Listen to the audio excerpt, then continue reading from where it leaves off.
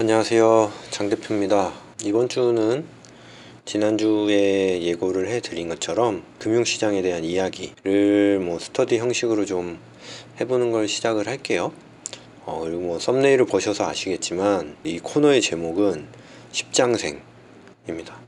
욕을 하는 건 아니고 유치하긴 하지만 부끄러움을 무릅쓰고 한번 도전을 해보기로 했습니다. 십장생 자체가 또 발음이 좀 그러네. 장수를 또 의미하는 게 또 있고, 금융시장에서 오랫동안 살아남아서 여윳돈을 벌기 위해서 그런 의미도 있지 않나 라는 생각으로 한번 만들어 봤습니다. 그럼 본격적으로 십장생 그 첫 번째 이야기를 시작하도록 하겠습니다. 썸네일을 보셔서 대충 예상은 하셨겠지만 이번 주는 주제가 인플레이션 이야기를 좀 드리려고 해요. 지난주에 제가 기사도 좀 찾아보고 여러 가지를 좀 찾아보다 보니까 때 아니게 인플레이션 이야기를 하는 기사들이 좀 있었습니다. 그 첫 번째 인플레이션 이야기 한번 볼게요. 5월 12일 기사인데요.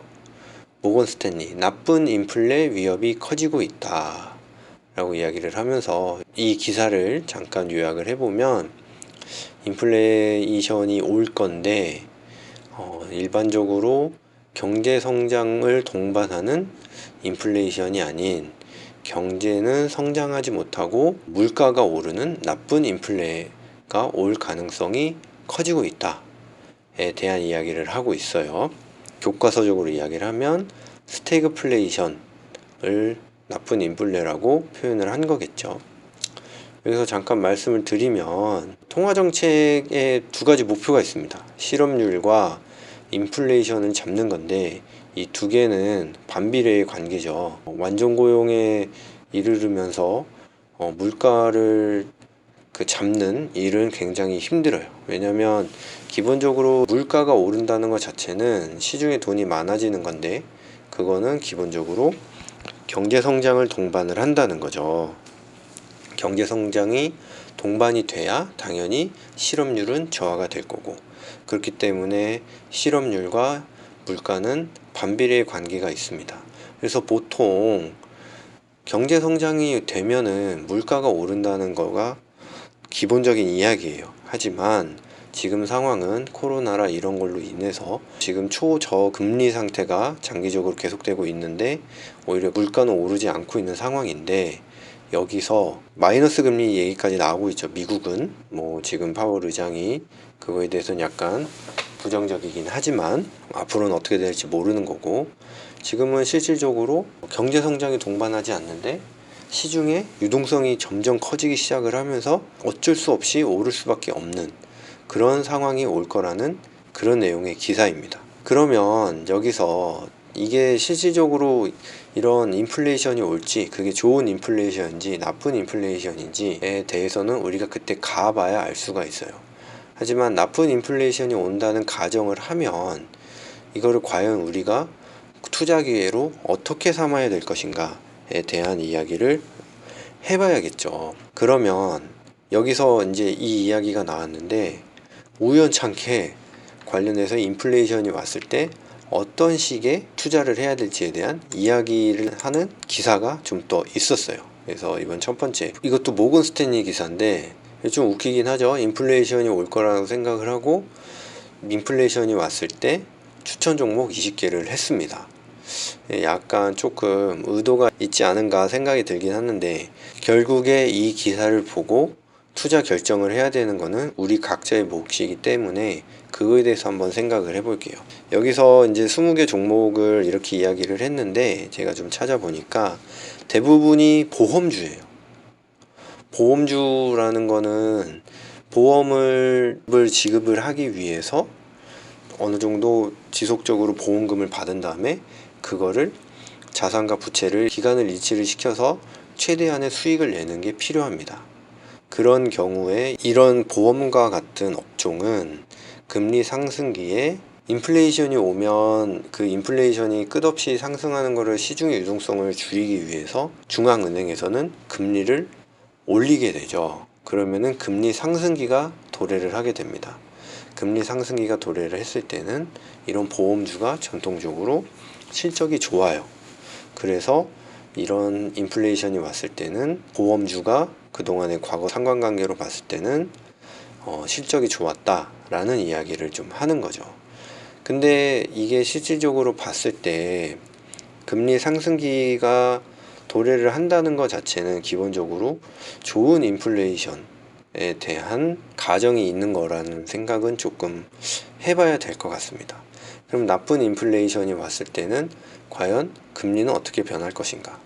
기본적으로도 나쁜 인플레이션이 와도 금리는 상승을 하겠죠. 인플레이션이 계속되는 것을 막을 수가 없기 때문에 기본적으로 금리는 아마 상승을 할 거고, 그럼 이런 낮은 실업률이나 이런 거는 어떻게 펼 것이냐. 재정 정책을 통해서 어떤 실업률을 저하를 시키고 지속적으로 경제가 성장을 할 수 있도록 그런 식의 정책을 펼 가능성이 좀 높아지기는 합니다. 근데 기본적으로 이런 인플레이션이 있을 때는 화폐의 가치가 떨어지기 때문에 금융자산보다는 실물자산에 투자를 해야 된다는 게 이야기가 더 많기는 해요. 전통적으로. 그게 그 다음 슬라이드에 나와 있는 겁니다. 여기는 이제 매일경제에서 난 그 제목만 보여드리고 있는데, 때 아닌 인플레 걱정에 날개단 금과 비트코인. 실질적으로 금하고 비트코인이 올해 조금 수익률이 좋아요. 그거를 이제 인플레이션 걱정 때문에 했다고 이야기를 하는 겁니다. 제가 솔직히 비트코인은 잘 몰라요. 비트코인을 투자를 해본 적도 없고 관심 있게 본 적이 없습니다. 왜냐면 비트코인 자체가 너무나도 어떤 투기적인 수요? 약간 이렇게 변동성이 너무나 크고 어떤 전통적인 투자 자산에 비해서는 아직까지 그런 어떤 비트코인에 대한 이론이나 이런 게 정립이 되어 있다고 보기는 약간 저는 힘들다고 생각을 하기 때문에 비트코인을 잘 모르는 관계로 비트코인을 말씀을 드리기 좀 힘들고, 금을 조금 말씀을 드리면, 금은 기본적으로 화폐 가치가 떨어질 때 대용 투자 자산으로서 분명히 가치가 있죠. 특히 금 같은 경우는 요즘 이제 마이너스 금리 이야기가 나오게 되면 당연히 그거에 대해서 어느 정도 상대적으로 수혜를 보는 그런 상품이기도 하고, 거기에 플러스 금은 전통적인 안전자산이다. 안전자산의 경우는 경기가 안 좋거나 실업률이 높거나 했을 때 거기에 따른 또 투자 수요도 있을 것이다 해서 봤을 때, 나쁜 인플레가 왔을 때 금에 대한 투자 수요는 분명히 있을 거다, 저는 그렇게 생각을 해요. 근데 우리가 또 고려를 해봐야 될 게, 금은 기본적으로 투자 자산의 수요에 대한 비중보다는 귀금속에 대한 수요의 비중이 훨씬 큽니다. 이게 뭔 얘기냐면, 금은 돈을 벌기 위해서 갖고 있는 비중보다는 실질적으로 우리가 금을 통해서 관련된 뭐 어떤 귀금속, 목걸이를 만들거나 반지를 만들거나 이런 정도의 수요가 제가 알기로는 50%가 넘는 거라고 알고 있어요. 그런데 만약에 경기가 안 좋다, 실업률이 높다, 그런 나쁜 인플레 상황에서 과연 귀금속에 대한 수요가 얼마나 더 늘어날 것이냐. 귀금속에 대한 수요가 받쳐준다면 더욱더 금의 가격 상승은 예측을 할 수가 있겠지만, 그렇지 않다고 하면 약간 이거는 금의 가격 상승을 제한하는 그런 요소가 될 수도 있다. 높은 실업률이나 낮은 경제 성장률이. 아마 이 정도로 정리를 할 수 있지 않을까 라고 생각을 합니다. 그러면 오늘 이런 인플레이션 이야기에 대한 정리를 보면, 인플레이션이 오게 되면 보통은 현금에 대한 화폐의 가치가 떨어지기 때문에 현금을 들고 있는 거, 뭐 채권을 들고 있는 거는 별로 좋지가 않다. 그러면은 어떤 식으로 우리가 우리의 자산을 운용을 해야 될 것이냐, 거기에 대한 대안으로서는 주식과 금이 있다.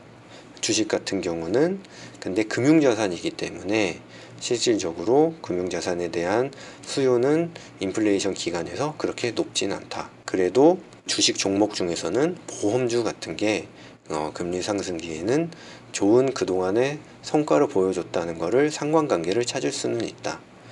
그리고 실물자산에 대해서 보면은 금을 우리가 한번 대안으로서 생각을 할 수가 있다. 화폐 가치가 떨어지고 금리가 오른다고 하면 금은 당연히 좋은 투자 자산이 될 수 있다. 하지만 우리가 여기서 고려를 해야 될 것은 금 자체는 귀금속에 대한 수요가 높기 때문에 나쁜 인플레이션 상황이라고 하면 귀금속에 대한 수요가 적어질 것이고, 이거는 금의 가격 상승을 제한하는 요인이 될 것이다. 이 정도로 요약을 할 수 있지 않을까라고 생각을 합니다. 지금 당장 금을 투자하라고 말씀을 드리는 건 아니에요. 왜냐면 이 인플레이션, 나쁜 인플레이션에 대한 이야기는 아주 장기적인 이야기가 될 것이다. 지금은 코로나라든지 지난주부터 얘기가 됐었던 미중 무역 분쟁이라든지 이런 부분에 대한 이야기가 있기 때문에 이런 부분이 해결이 되고, 그 다음에 이런 안정적인 상황에서 지금 풀어놓은 유동성들이 인플레이션을 유발을 할 때, 그때 경제 성장이 동반이 되느냐 그렇지 않은 나쁜 인플레이션이 되느냐에 대한 것을 보고, 그런 상황에서 투자 자산을 결정을 할 때 필요한 이야기를 좀 했다라고 말씀을 드리면 될 것 같아요. 그럼 오늘 이렇게 첫 번째 십장생 이야기를 해봤는데 도움이 되셨기를 조금 바라고, 부족한 부분이나 이런 부분이 있다면 댓글로 좀 말씀을 드리면 다음에 또 어떤 주제를 찾거나 이야기를 할 때 도움이 되지 않을까 합니다. 자, 그러면은 이번 주 한 주도 좋은 한 주 되시기를 바라봅니다.